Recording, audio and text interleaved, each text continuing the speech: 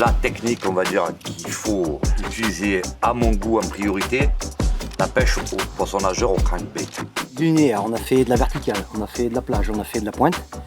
Et il y a quelques petites touches, mais c'est vraiment pas franc. Le peu de poissons pris, c'est des tout petits cendres qui font même pas 40 cm. La pêche au crankbait, c'est la pêche la plus facile, accessible à tous. Il n'y a pas d'animation particulière, on lance le leurre, il y a la profondeur marquée dessus. On mouline et il va atteindre cette profondeur à condition de respecter certaines règles, de ne pas avoir des trop gros diamètres de fil. Pour arriver dans des endroits où on ne connaît pas, ça s'adresse vraiment à toutes les espèces et on va prendre vraiment tous les carnassiers. Donc là, 18h30, d'ici 20h, normalement c'est le moment où les poissons vont devenir un peu actifs.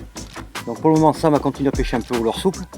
Et moi, je me mets au crank à rabattre de la bordure.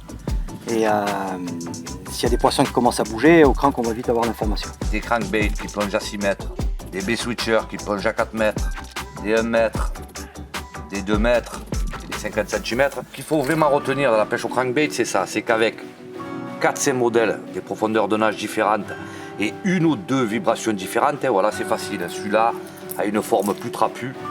Donc il va brasser un peu plus d'eau que celui-là qui va avoir une forme plus fine. Celui-là va moins tirer sur la canne, va plonger plus profond. Celui-là va plonger moins profond, mais va brasser un peu plus d'eau. Poisson. Et black bass, ça monte en surface. Pour moi, la clé de la réussite, c'est commencer par la pêche au leurre dur, la pêche au crankbait. Surtout quand on ne connaît pas un endroit.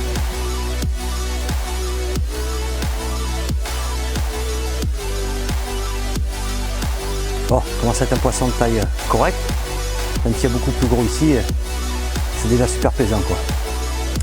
Excellent.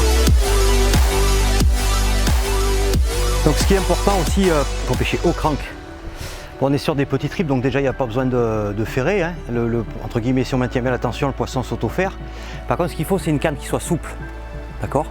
Parce que le poisson, là sur le leurre, donc bien souple, et avec une action qui est...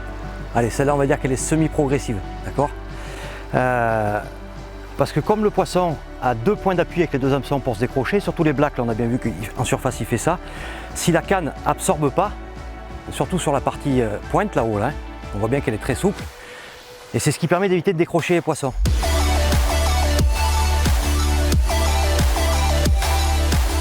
Ce poisson-là, ce bass, je viens de le faire avec ce crank qui creuse beaucoup, qui a quand même un peu de volume de corps, donc qui brasse beaucoup plus d'eau, en pêchant vraiment lentement et qui va beaucoup plus creux.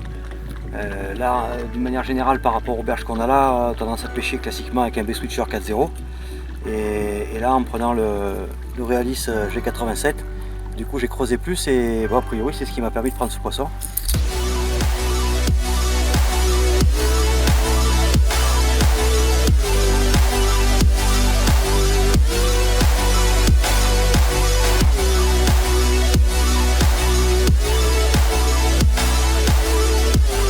Pour moi, l'arme numéro 1, c'est vraiment par là qu'il faut commencer, la pêche au crankbait, au leurre dur. Elle va vous permettre de détecter des tonnes d'informations qui vont vous servir pour affiner votre pêche.